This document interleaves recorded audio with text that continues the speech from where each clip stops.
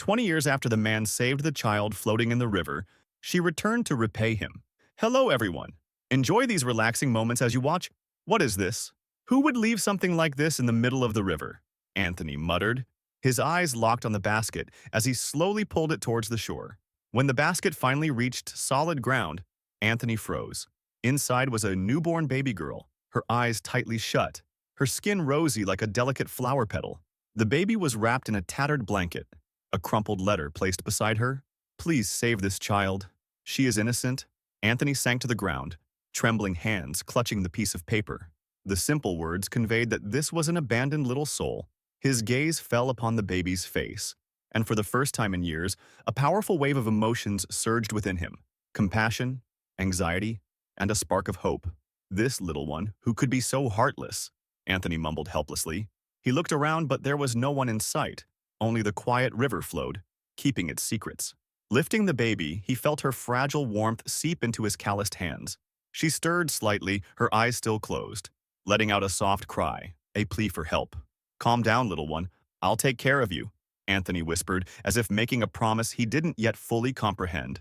Despite the worries weighing on his heart, how could a poor man like him raise a child? Deep inside, Anthony understood he couldn't turn his back on this helpless being. He quickly brought the baby home, to a small house on the village's edge, roughly constructed from wood and topped with old tiles. The modest dwelling had just enough space for a bed, a table, and a few worn belongings he had kept over the years. He laid the baby on the bed and rummaged through his possessions for the cleanest cloths to replace the torn blanket. Although not a man of finesse, every movement he made was careful, as if afraid of hurting the child. I'll name you Maria, Anthony said softly, gazing at the sleeping baby. The name came to him suddenly, as if whispered from some faraway place. That afternoon, Anthony went to the market to buy milk and a few essentials for Maria. Unaccustomed to shopping for baby supplies, his awkwardness quickly attracted curious looks from the vendors. Anthony, are you planning to raise a child? An older woman, Mrs. Rosario, asked half-jokingly. Yes, I found the baby by the river this morning. She needs milk, Anthony replied, his eyes betraying his concern. Mrs. Rosario frowned. You're a strange man, Anthony. You can barely feed yourself and now you've taken in a child. Aren't you afraid? Anthony remained silent, unwilling to argue. Deep down, he recognized the truth in their words. However, he couldn't abandon Maria. That night, Anthony sat by the oil lamp, watching Maria sleep. It had been a long time since his home resonated with the sounds of a child. Those tiny noises warmed the otherwise cold space. Yet Anthony's heart was heavy with doubts. He had chosen to take Maria in, but was it the right choice? Could he provide her with a life free from hardship? The flickering lamplight reflected in Anthony's wrinkled, contemplative eyes. He recalled his younger days when he had once dreamed of having a family, a home filled with laughter, but fate had never favored him. Now, Maria felt like a second chance to rebuild all he had lost. Gently, he reached out and stroked Maria's tiny face. My little one, no matter how tough it gets, I'll take care of you. I promise you a good life, he whispered. The first few days of caring for Maria were the hardest Anthony had ever faced. He was used to living alone, focused solely on his own survival. Now, having a child in his home felt like stepping into an entirely new world, preparing meals, worrying about milk and clothes, and staying awake through sleepless nights to comfort Maria when she cried. Maria, I'm not a perfect father, but I'll do everything for you, Anthony murmured one late night while holding the crying baby in his arms. Exhausted after a long day of work in the fields, he found strength in Maria's gaze, which seemed to convey trust and hope. The next morning, Anthony took Maria with him to the fields. He had no other choice. He couldn't leave her alone at home. Using a long piece of cloth, he fashioned a makeshift sling to carry Maria on his chest. She seemed content, occasionally wiggling her tiny hands as Anthony bent down to plant seeds. Some villagers passing by shot him curious looks. Anthony, have you lost your mind bringing a baby to the fields like this? What if something happens? Asked Mrs. Dolores, an elderly neighbor. Anthony replied with a faint smile, choosing silence instead. He had no choice. With dirt-streaked hands, he continued working, frequently glancing down to ensure Maria was safe. The village gossip grew louder. People began whispering behind Anthony's back, accusing him of taking in Maria solely to exploit the sympathy of the wealthy. Already accustomed to villagers' indifference, Anthony now felt more isolated. One afternoon, while working in the fields, Carlos, the wealthiest and most powerful landowner in the area, suddenly appeared, riding a black horse and dressed finely. Carlos sharply contrasted the humble rural backdrop. Anthony, why are you raising that child? A man like you has no means to care for a baby, Carlos sneered. Anthony looked up, his eyes resolute. That's none of your business, Carlos. Maria is my daughter, and I'll do everything to protect her. Carlos scoffed. Protect? A poor man like you can't even protect himself. You're just a failure clinging to pity. Anthony didn't reply and returned to his work, but Carlos's words stung deeply. To someone like Carlos, he was nothing more than a pitiful figure, unworthy of respect. That evening, upon returning home, he found Maria sound asleep on the small bed. Sitting beside her, he gazed at her with love in his eyes. I know they don't believe in me, Maria. They think I'm unfit to be your father, but you must trust me. I'll never abandon you, Anthony whispered. In the following days, Anthony faced numerous challenges. His work in the fields wasn't sufficient to support both himself and Maria, so he sought additional jobs, knocking on every door in the village, hoping to find work to sustain their lives. But Carlos's rumors spread rapidly, and wealthier villagers, wary of crossing Carlos, refused to help him. Sorry, Anthony, but we can't assist you, a man told him one morning. Anthony bowed his head, gratitude mingling with despair as his heart sank into an abyss. He had no idea what to do next. As Maria grew day by day, she seemed to sense the difficulties her father endured. One evening, while Anthony repaired an old chair in their home, Maria, now about 3 years old, suddenly said, Papa, I don't want you to be sad. Anthony paused his work and turned to look at her. Despite her young age, her eyes shone with intelligence and sensitivity. I'm not sad, Maria. I just want you to be happy, he replied, his voice thick with emotion. Maria crawled closer and hugged Anthony tightly. I'll be good, Papa, don't worry. That moment brought tears to Anthony's eyes. He realized that as long as Maria was by his side, he would have the strength to persevere, no matter how tough life became. But the challenges didn't cease. One morning, as Anthony worked in the fields, Carlos returned again, this time not alone, but bringing several burly men with him. Anthony, I hear you're struggling. Perhaps you should consider leaving. These fields won't be enough to feed you and that little girl, Carlos said, his tone dripping with malice. Anthony stood tall, facing Carlos. You don't need to worry about me, Carlos. I'll find a way to survive. Carlos's gaze turned menacing. I suggest you think it over, Anthony. This world isn't kind to the poor like you. With that, Carlos turned and left, leaving Anthony to wrestle with a storm of thoughts. He knew the days ahead would be even harder, but for Maria's sake, he couldn't allow himself to falter. He had to keep fighting. As time passed, Anthony began to understand that Carlos wasn't just a powerful man spreading malicious rumors. He was someone who would stop at nothing to drive others into despair. Carlos's threats carried weight, as Anthony found himself encountering difficulties everywhere. One early morning, he went to the fields, only to discover rows of young corn plants broken and scattered on the ground. Clear boot prints in the mud revealed that this destruction wasn't caused by animals but by men. Papa, what happened? Maria, now 5, stood nearby, her innocent voice tinged with confusion. She was still too young to fully grasp the situation. Anthony sighed and knelt down to meet her gaze. It's okay, Maria. We'll plant the seeds again. I promise everything will be fine. Maria hugged Anthony tightly. Don't be sad, Papa. He smiled at her, but inside, he felt as though his world was collapsing. Those corn plants had been his last hope to earn money to support both of them, and now everything was ruined. A few days later, Anthony sought out Mr. Romo, a kind-hearted man who owned a small farm in a neighboring village. Romo had promised to hire Anthony if an opportunity arose.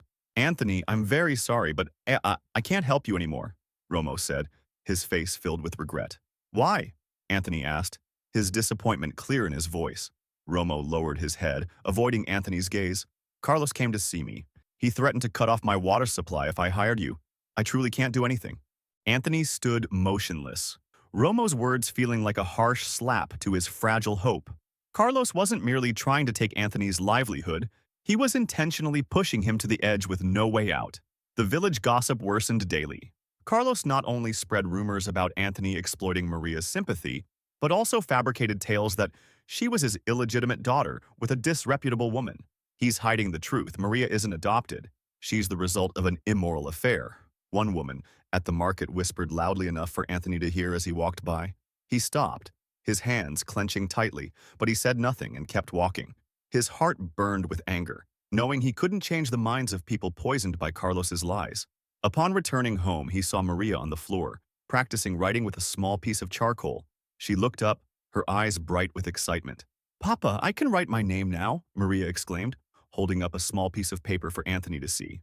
He looked at the wobbly yet determined letters. Maria, and a warmth spread through his heart, momentarily pushing away the pain he had felt all day. "Well done, my girl, you're so smart," he said, pride filling his voice. "Papa, one day I'll study hard so I can help you, okay?" Maria said, her voice brimming with determination. Anthony nodded, trying to hide the tears welling in his eyes. Uncertain about the future, he was sure of one thing. Maria was the only light in his life. One afternoon, while Anthony fixed the roof of their house, Carlos appeared at the door with two burly men. "Anthony, I heard your fields were destroyed. That's such a shame," Carlos said, his voice thick with mockery. "What do you want, Carlos?" Anthony asked, his eyes ice cold. Carlos stepped closer, smug. "I just want to help. If you find it too hard, why not sell your fields to me? I'll pay you a very good price." Anthony clenched his fists, struggling to contain his anger. "That field is all I have left. I won't sell it no matter what." Carlos laughed loudly. "We'll see about that. You'll change your mind soon enough." With that, Carlos turned and left, leaving Anthony seething in fury. He knew Carlos wouldn't stop until he had taken everything from him. That night, after Maria fell asleep, Anthony sat alone by the flickering oil lamp, his head in his hands. The pressure from the cruel rumors and Carlos's relentless oppression had pushed him to his limits. But when he looked at Maria's sleeping face, her innocent features reminded him that he couldn't give up. "For you, I will keep fighting," he whispered, his eyes shining with determination. No matter how difficult things became, he had to protect Maria. She was the only reason he continued to live and fight. Time flew by, and Maria, once a naive 5-year-old girl, had transformed into a resilient 17-year-old young woman. Her simple yet radiant beauty resembled a wildflower blooming amidst the poor countryside. Despite growing up through hardship, Maria worked tirelessly to overcome obstacles and gradually shift the villagers' perception of her. However, her efforts couldn't silence the malicious rumors spread by Carlos and his cronies. One late autumn day, Maria held an acceptance letter from a prestigious university in the city of Seville. The bright red seal on the paper filled her with joy. She ran home to share the news with Anthony. "Papa, I got a scholarship!" Maria shouted as she entered the small house. Anthony, who was mending an old pair of shoes, looked up. "Really, my girl? You did it?" Maria nodded, tears welling in her eyes. "Yes, I did. I'll go to Seville to study. You don't have to worry anymore. I'll do my best." Anthony stood and embraced Maria tightly, his old, tired eyes also filled with tears. "I've always believed in you, Maria. You are my greatest pride." Though his heart brimmed with happiness, Anthony couldn't shake the pang of worry. Soon, he would be alone without Maria by his side, but he understood that his sacrifice was necessary for her brighter future. On the day of Maria's departure from the village, the atmosphere in the small house felt solemn. Anthony woke early to help pack her belongings. Simple dresses were neatly folded, and a few of Maria's favorite old books were tied together in a cloth bag. "Papa, I'll be fine, don't worry so much," Maria said as she watched him fuss over every little detail. "I just want to make sure you have everything you need in the city," Anthony replied, his voice thick with emotion. He knew he didn't have much to give his daughter, but he tried his best to prepare whatever he could. When it came time to leave, Anthony walked Maria to the bus stop. His slow and heavy steps felt harder to take than ever. Maria held her father's hand tightly, sensing his unease. "Papa, I'll write to you often, and I promise to study hard so I won't let you down," Maria assured him, her voice filled with determination. Anthony nodded, smiling despite the pain in his heart. "I believe in you, Maria. Always remember, whenever you need me, I'll be here." Maria hugged Anthony tightly one last time before boarding the bus, and as the vehicle rolled away, he stood silently, waving until it vanished from view. Little did he know that this goodbye would mark the beginning of lonely and trying days for him. While Maria diligently worked on her studies in the city, Carlos wasn't finished with Anthony. Recognizing Maria as a potential threat, an intelligent and determined young woman, Carlos began plotting to ruin her reputation. He spread rumors throughout the village, claiming that Maria wasn't the brilliant student everyone thought she was, but rather an opportunist relying on pity to get ahead. "Do you people really believe that that Maria girl is just an abandoned child? She has no noble blood. How could someone like her succeed in the city?" Carlos declared during a meeting with his henchmen. Not content with just words, Carlos started digging into Maria's past, hoping to uncover something damaging to her reputation. Unbeknownst to him, Maria devoted all her time and energy to her studies in Seville, making sure to fill her letters to Anthony with joyful stories and new discoveries about life in the big city. Meanwhile, Anthony faced a new wave of challenges. Taking advantage of Maria's absence, Carlos intensified his efforts to seize Anthony's small plot of land. One morning, Anthony arrived at his fields to find a group of strangers driving stakes into the ground. "What are you doing here?" Anthony shouted as he rushed towards them. A large man turned to face him with a cold expression. "We're following orders from Mr. Carlos. This land now belongs to him." Anthony froze in shock. "This is my land. I've never sold it. You have no right." The man shrugged. "Take it up with Carlos. We're just doing what we've been told." Anger flared within Anthony, but he felt powerless. He knew he couldn't fight against Carlos's wealth and influence. That day, he returned home with a heavy heart, the sight of the confiscated field a bitter reminder of his shrinking life, both materially and emotionally. That evening, Anthony sat down with Maria's latest letter. She wrote about how her professor praised her sociology essay and her consideration of joining a charity project to help underprivileged children. "My girl is so talented," Anthony whispered, pride glowing in his old eyes. Yet his pride couldn't overshadow his worry. He didn't dare tell Maria about the struggles he was facing, fearing it would distract her from her studies. On lonely nights, Anthony often gazed at the starry sky, wondering if he could endure the injustices inflicted by Carlos and life itself. But whenever he thought of Maria, he reminded himself that all his sacrifices would be worth it if they could bring happiness to his daughter. Gray skies heavy with the promise of rain loomed overhead as Anthony stood before his field, now fenced off with freshly erected stakes. The land, once his lifeline nurtured with great effort, was now in Carlos's grasp. Carlos's men made no effort to conceal their presence, having even built a small wooden shack in a corner of the field, a blatant claim of ownership. Attempting to remain calm, Anthony approached the shack. A burly man stood up, his cold gaze fixed on Anthony. "What do you want here?" the man asked in a challenging tone. "I want to see Carlos. This is my land. He has no right to take it." The man smirked and shook his head. "This land belongs to Mr. Carlos now. If you want to object, get a lawyer, but I doubt it will lead anywhere." Overwhelmed by frustration and helplessness, Anthony clenched his fists. He couldn't afford a lawyer, and Carlos was all too aware of that. With no other options, Anthony turned and headed home, his shoulders heavy with defeat. In the days that followed, Carlos escalated his attacks. Not only had he taken Anthony's land, but he also dug into Maria's past, spreading falsehoods to tarnish her name. He hired people to circulate rumors throughout the village, claiming that Maria wasn't the hardworking student everyone believed her to be, but rather an illegitimate child that Anthony had fabricated stories about to garner sympathy from outsiders. "You don't see it, do you? That girl doesn't have clean blood. Her father is Anthony, and her mother, who knows where she came from?" A villager, clearly bribed by Carlos, proclaimed loudly in the marketplace. The rumors quickly spread throughout the village, and those who once showed sympathy toward Anthony began to look at him with suspicion. Every time Anthony stepped out, he felt the scrutinizing gazes and heard the whispers behind his back. One day, he visited the grocery store to buy a few necessities. As he entered, the shopkeeper, Mrs. Raymond, paused mid-task, arranging her shelves. "Anthony, I've heard that Maria's life in the city isn't as good as you've been telling us," Mrs. Raymond said, her tone hinting at doubt. "Is it true that she's not really your adopted daughter? You don't need to hide it from us." Placing his bag of goods on the counter, Anthony's eyes flared with anger.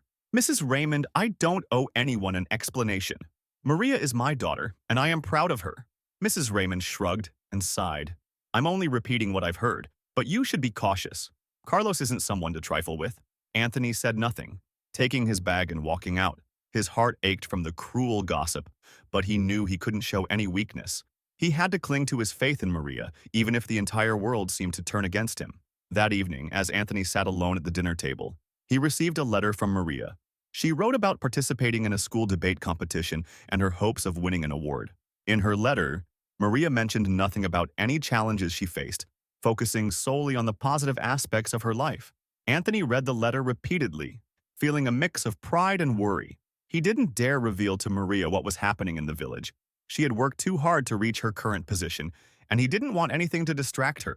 "Maria, I just hope you never give up on your dreams," Anthony whispered, his gaze distant.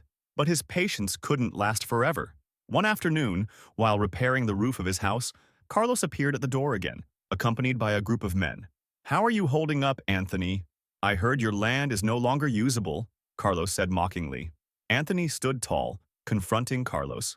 "What more do you want? You've taken my land and spread lies about my daughter. Isn't that sufficient?" Carlos laughed. "I just wanted to teach you a lesson about knowing your place. Do you really think a poor man like you can stand up to me?" Anthony clenched his fists, realizing there was nothing he could do. The gap between them was too vast.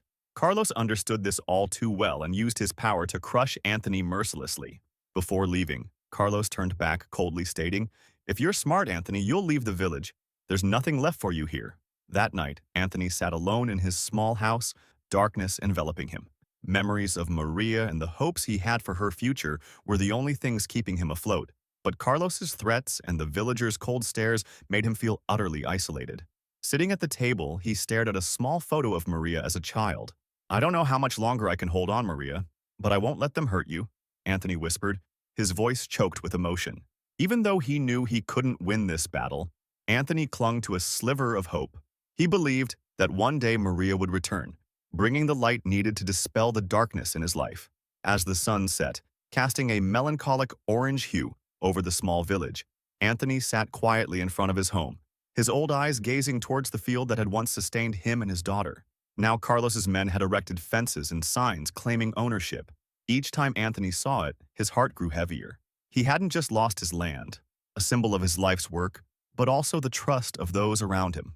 "Anthony, what are you still doing here?" "I told you to leave the village," said Esteban, a villager passing by, his gaze filled with disdain. Anthony remained silent. He was used to the contempt, but it still stung. Lowering his head, he pretended not to hear, yet as Esteban walked away, Anthony murmured under his breath, "I'm not leaving. This is my home." In the days that followed, Anthony's health began to deteriorate. The heavy labor and sleepless nights filled with worry had taken a toll. One morning, while trying to fix a wooden table in his house, he suddenly felt dizzy and collapsed onto the floor. "Papa! Papa! Are you okay?" Maria's voice echoed in his mind, though she wasn't there. Anthony wept, knowing he needed to keep going, but his aging body was no longer cooperating. He attempted to sit up, but pain in his chest forced him to remain down. Lying on the floor, his eyes closed, his thoughts were consumed by images of Maria, the only light keeping him conscious. "My daughter, I'm sorry I couldn't do better," he murmured, tears streaming down his weathered face. While Anthony struggled with despair, Carlos continued to flaunt his power. He held a lavish party on the land he had stolen from Anthony, inviting many villagers. The sound of music and laughter reached Anthony's ears, cutting into his heart like knives. "Papa, why are we poor? Why do good people like you get treated this way?" Maria's childhood questions echoed in Anthony's mind, intensifying his anguish. He had no answers. Life wasn't fair, and he was just a small, powerless man caught in its injustices. One morning, Anthony decided to write a letter to Maria. Having kept all his pain bottled up inside, he felt the need to release it. With trembling hands, he wrote about what had transpired in the village since she had left. He didn't share everything, not wanting to worry her, but wrote enough for her to understand how much he needed her. "Maria, you are the only light in my life. I want nothing more than your happiness, but I fear I no longer have the strength to hold on. If you can, please come visit me. Just seeing you will give me the faith to keep going." Anthony reread the letter, tears smudging the ink. Carefully folding it, he placed it in an envelope but then hesitated. He didn't want Maria to abandon her dreams because of him. Ultimately, he decided against sending the letter. Time passed, and Anthony's health deteriorated further. He could no longer work or care for his small home as he once did. The villagers, who had already turned their backs on him, now completely ignored his existence. Anthony lived in near total isolation with only the memories of Maria to keep him company. One evening, as rain drizzled outside, Anthony sat by the window, his gaze distant. He wondered if he had the strength to endure these days. Everything, his health, property, and even his faith in humanity, felt stripped away by Carlos. "Maria, I'm sorry. I've tried my best," Anthony whispered, his voice hoarse from exhaustion. He rested his head on the table, his eyes closing as fatigue enveloped him. The bright morning light of a spring day illuminated the road leading into the small village. A silver-gray car rolled slowly along the dirt path, stirring up dust in the sunlight. Behind the wheel, Maria felt her heart tighten. After years away, she was returning to the village, determined to seek justice for her adoptive father. the man who had sacrificed his entire life to raise her. The familiar countryside appeared both unchanged and vastly different. The expansive fields once diligently tended by Anthony were now under Carlos's control. The modest houses still stood, yet the village's quiet now carried a somber, oppressive air Maria had never felt before. "I won't let Papa suffer any more injustice," Maria vowed silently, her gaze resolute. Beside her, her close friend from university, Lucy, held a thick stack of documents. Lucy, a young but experienced lawyer, had been the one to persuade Maria to come back and fight for Anthony's rights.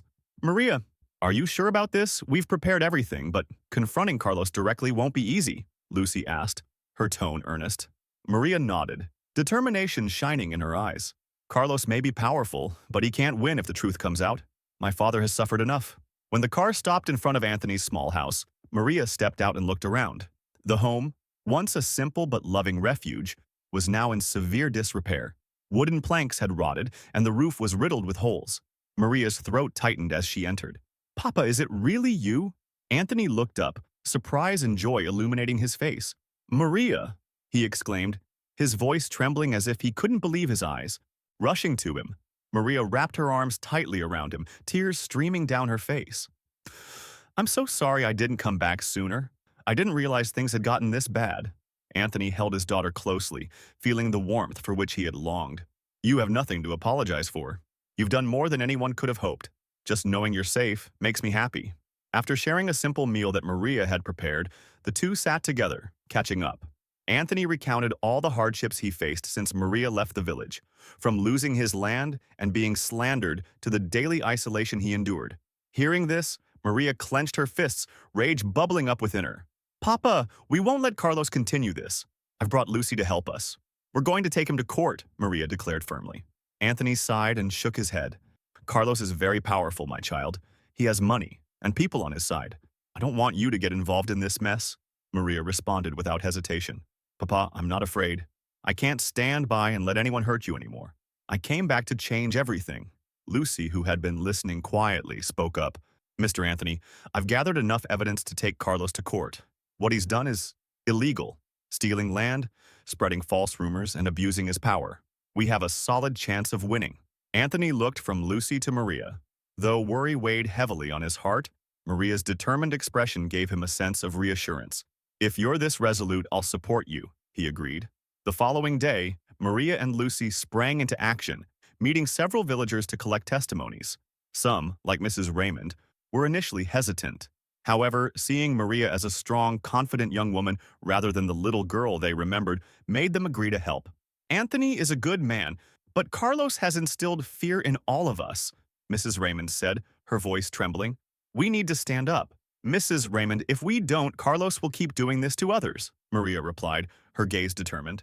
In addition to gathering testimonies, Lucy investigated Carlos's land deals and uncovered evidence of shady practices he had used to seize property. Not only Anthony's, but also that of other villagers. That evening, Maria returned home and sat beside Anthony, updating him on the case's progress. Anthony listened, a mix of pride and worry swelling within him. "Maria, I don't want you to be in danger. Carlos is not a man who fights fair," Maria assured him. "Papa, I wasn't here when you needed me the most. I won't let anyone hurt you again." Anthony looked at Maria, a new sense of hope filling his heart. He had never envisioned that the little girl he raised would grow up to be so powerful. "I trust you, Maria. You're my greatest pride," he said, tears glistening in his eyes. The courthouse in Seville buzzed with activity that morning. While locals went about their daily routines, a small group of villagers from Anthony's hometown gathered to witness the public trial between Maria and Carlos. Today, the courthouse would serve not only as a venue for settling the land dispute, but also as a battleground where Maria was determined to expose Carlos's wrongdoings. Maria entered the courtroom with a composed yet commanding presence, dressed in a crisp white blouse and black trousers with her hair neatly tied back. Her poise surprised many who couldn't believe that the small girl they once knew had blossomed into such a formidable young woman. "Maria, are you sure you're ready for this?" Lucy asked, holding a thick file of evidence. "Absolutely, Lucy. I've been preparing for this day for a long time," Maria replied, determination radiating from her eyes. Across the courtroom, Carlos arrived with his lawyer, his face smug. He couldn't believe that Maria, whom he had always looked down upon, dared to stand against him. Yet he showed no signs of concern. confident in his ability to bend justice to his will with money and influence. The trial began with Maria's testimony. Standing before the panel of judges, she delivered a clear and compelling account of what had happened to her father. She presented evidence proving that Carlos had illegally seized Anthony's land, spread defamatory rumors, and abused his power to oppress villagers. My father, Anthony, has endured injustice for many years. He's a hardworking man and a devoted father. But Carlos abused his power to push him into ruin, Maria stated firmly, her voice unwavering. The panel of judges listened as she laid out every detail. Lucy stood beside her, supplementing the testimony with legal documents, proving that Carlos had used unlawful methods to seize Anthony's land. Carlos's lawyer attempted to refute the claims, arguing that Anthony's land rightfully belonged to Carlos due to agreements from the villagers. However, this defense crumbled quickly when Lucy presented evidence of fraudulent dealings in the transactions. Moreover, some villagers who had initially feared Carlos's influence bravely stepped forward to testify on Anthony's behalf. I saw Carlos force Anthony off his land. We all knew he had no rightful claim to it, Mrs. Raymond stated, her voice breaking with emotion. The trial stretched into the afternoon as tension in the courtroom mounted. The accumulating evidence and testimonies increasingly worked against Carlos. He began to visibly lose composure. You people don't understand what I've done for this village. I brought jobs. I brought progress. Anthony is just a man who couldn't seize opportunities, Carlos shouted angrily. Unfazed, Maria locked eyes with Carlos. You didn't bring progress, Carlos. You brought fear and injustice. But today, the truth will come to light, and justice will prevail. Finally, the judge issued the verdict. Carlos was ordered to return the land he had illegally taken from Anthony and was held legally accountable for his fraudulent actions and defamation. This decision represented not just a victory for Maria and Anthony, but also a clear message that no one is above the law. Applause erupted from the villagers in the courtroom who had come to witness the trial. Anthony, quietly seated in the audience, felt tears streaming down his face. Not just tears of joy, but of relief. "Papa, we did it!" Maria exclaimed as they left the courtroom, gripping Anthony's hand tightly. He replied, "No, Maria, you did it. You are my greatest pride." Lucy, standing beside them, smiled. This is a victory not solely for Anthony or Maria, but also for everyone who stood up for the truth. That evening, back in the small village, those who had once turned their backs on Anthony now gathered in front of his humble home, bringing flowers and heartfelt apologies. "Anthony, we were wrong not to stand up for you sooner. We hope you can forgive us," one man said. Anthony remained silent, merely nodding. But inside, he felt a profound sense of peace. While the past couldn't be undone, he knew he was no longer alone. Maria stood beside Anthony, her heart brimming with satisfaction. She understood that this fight was not just for her father, but for every villager who had ever suffered injustice. That night, as Maria gazed up at the starry sky, she silently vowed, "Papa, I will always be here to protect you." The gentle morning sunlight filtered through the trees, illuminating Anthony's small house. This morning felt entirely different from those before. No more darkness, no more crushing loneliness. Anthony sat on his old wooden chair at the front of the house, his eyes fixed on the fields that had finally been returned to him. Maria stepped out of the house carrying 2 cups of coffee. "Papa, here's your morning coffee. Today is the day we start anew." Anthony smiled as he accepted the cup. "Thank you, Maria. It's because of you that I can sit here and gaze at my fields again." Maria sat next to him, holding her cup of steaming coffee. "Papa, I've been thinking. We've reclaimed the land, but I want to do more for this village. I want this place to become one where everyone has a chance to thrive." A few weeks after the trial, Maria began implementing her plans. She met with villagers to discuss the challenges they faced, from farmers forced to sell their land to families who couldn't afford their children's education. Maria recognized that the village needed significant change to escape the shadow Carlos had cast over it. "Maria, your ideas are remarkable, but carrying them out will require a lot of resources," Lucy said as they sat in a small cafe in a nearby town. "I know, Lucy, but I believe that with determination we can make it happen. This village is my home, and I want it to be a better place," Maria replied, her eyes resolute. Lucy smiled. "If you need help, I'll always be here for you." One of Maria's first projects was to establish a school in the village. She wanted the children to have the opportunity to learn and escape the cycle of poverty she had witnessed growing up. With support from Lucy and a few former teachers from the city, Maria began reaching out to charitable organizations and friends she had made during her time in Seville. News of the school project quickly spread through the village. Initially, some villagers remained skeptical, but As they observed Maria's unwavering commitment, they began to join in. Villagers contributed their efforts. Some brought wood, while others donated building materials. The village buzzed with a sense of purpose it hadn't felt in years. During this time, Anthony's health began to improve.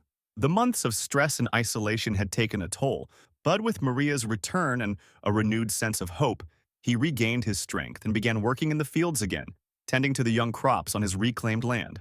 One afternoon, as Anthony worked in the fields, he saw Maria approaching from a distance, accompanied by a group of children. She was introducing them to farming, teaching them how to plant and care for crops. Watching this scene, Anthony's heart swelled with pride. "Papa, the kids want to learn about farming. I think it's a great way for them to understand life better," Maria explained as she brought the children closer. Anthony smiled. "That's my girl. Yes, let them learn to love the land just as I taught you." After months of hard work, the school in the village was finally completed. On the day of the inauguration, everyone gathered in the schoolyard, a proud sign above the entrance reading, "Anthony School, a place of hope." When Anthony saw his name on the sign, he felt too overwhelmed with emotion to speak.